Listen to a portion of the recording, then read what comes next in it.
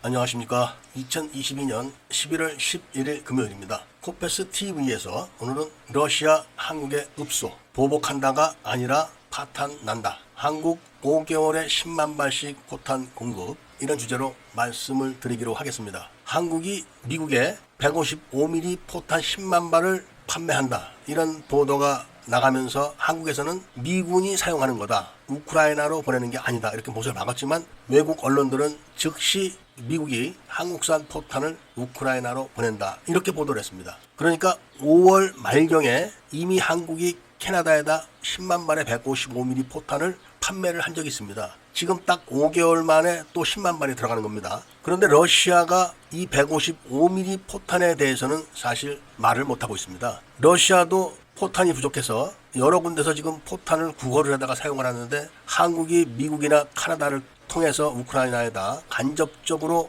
포탄 공급을 하는 것에 대해서는 대놓고 말할 수가 없습니다. 그래서 푸틴이 한국에다 대고 한국이 공격용 무기를 우크라이나에 공급하게 되면 관계가 파탄난다, 이렇게 대놓고 이야기를 했지만, 사실 푸틴의 그런 경고는 굉장히 겸손한 겁니다. 과거 구소련 때는 대한항공 여객기에다가 미사일을 쏴서 수백 명을 한꺼번에 살상하고 그것도 경고도 안 했습니다. 그리고 사과도 안 했습니다. 그리고 유품도 안 보내준 그런 나라입니다. 그런 거를 감안해 본다면 이번 푸틴의 경고는 읍소입니다. 읍소. 지금은 우크라이나와 러시아의 전쟁 전선이 많이 줄었습니다. 러시아가 많이 후퇴를 하고 철수를 하고 하는 바람에 마지막 겨울에 들어가는 전쟁에서 최종적으로 화력전이 될 겁니다. 화력전이 들어가기 전에 먼저 공중 공격을 하는 게 통상적인 전술인데, 여기다가 만약에 한국이 천무나 또는 KGB 같은 거를 대량으로 공급하게 되면 러시아 입장에서는 큰일 나는 거죠. 러시아는 그런 공격용 무기에다가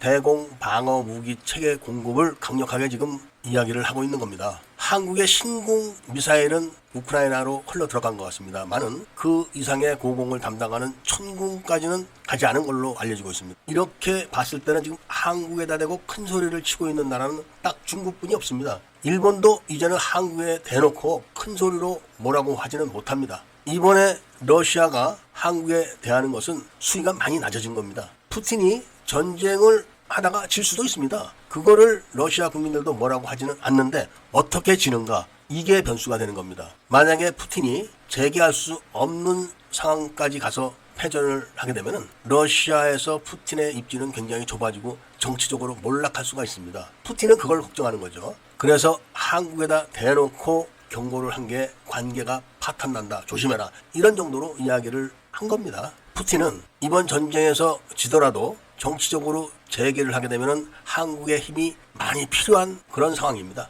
그렇기 때문에 한국 대통령이 그런 말 하지 마라, 한국의 주권 문제다, 이렇게 이야기했을 때 그 후속적인 발표는 생략하고 끝냈습니다. 푸틴이 북한과 일정한 관계를 갖고 포탄도 좀 얻어쓰고 미사일도 몇 발씩 갖다 주고 하지만 그런 정도로 러시아가 만족할 만한 교역 상대가 되지는 않습니다, 북한은. 그리고 지금 우크라이나가 나토와 붙는 것에 대한 그 경계심보다는 연해주 쪽에서 중국인들이 대량으로 넘어 들어오는 것에 대한 위협이 더 크다고 합니다. 이거를 막을 수 있는 유일한 방법이 한국과의 관계 개선이고 한국의 도움인데, 그런 이유로 한국에다 대놓고 큰 소리로 지금 이야기할 형편이 안 되는 게 바로 러시아와 푸틴의 입장인 겁니다. 우크라이나는 한국에다가 여러 번 필요한 무기를 요청했지만 한국은 다 거절했습니다. 그리고 미국이 요청하는 최소한도의 선에서 요청을 수락한 거기 때문에 러시아도 물밑에서는 한국과 어느 정도의 선을 유지하고 있다고 보여지는 거죠. 이번 러시아와 우크라이나의 전쟁으로 한국의 달라진 위상을 우리는 볼 수가 있게 된 겁니다. 지금 국민들이 좀 더 경각심을 갖고 국가